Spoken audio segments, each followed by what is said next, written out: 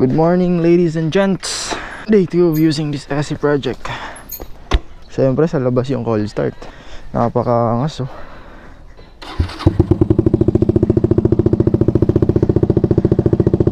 $8:42 na. Tapos yung in natin 9. Pakaingin mo naman. Under ka na lang ng tahimik. Hindi mo pa magagawa eh no?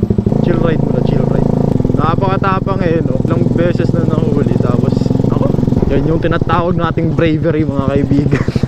Tinatawag na bravery mga kaibigan kapag nakakaputya. Maya na pala. Wala bang police din eh? Alam ba may violation dito? Substandard yung gulong ng SRM pero bulahaw yung sa akin. Racing yan no?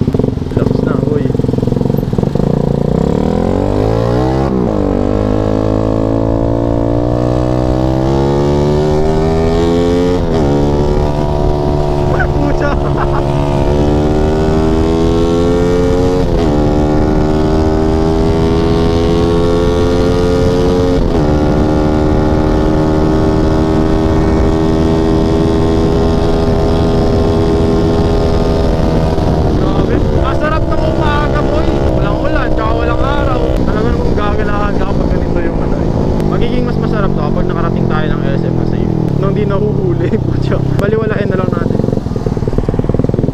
Baliwalain na lang natin yung violation. Kasi kapag natatakot ka but you still try to violate gago sumabit.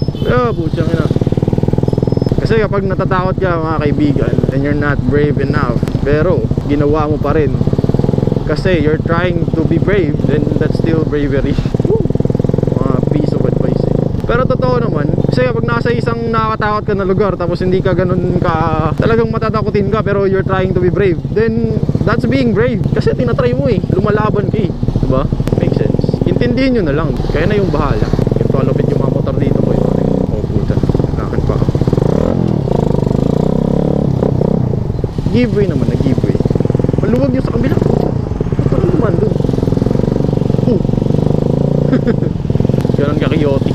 Kanya-kanya ng diskarte yan para hindi na malilate. Tapos ako lang yung maingay din sa grupo namin sa mga motor. Alam nyo yan, may mga pulis kasi dyan minsan eh.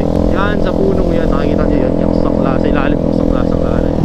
Mara din natin sila nakikita kasi nga, we act like we don't have any violation. Palaputa! Pucha, napasobra yata yung chill ride ko. Kalimutan kong 42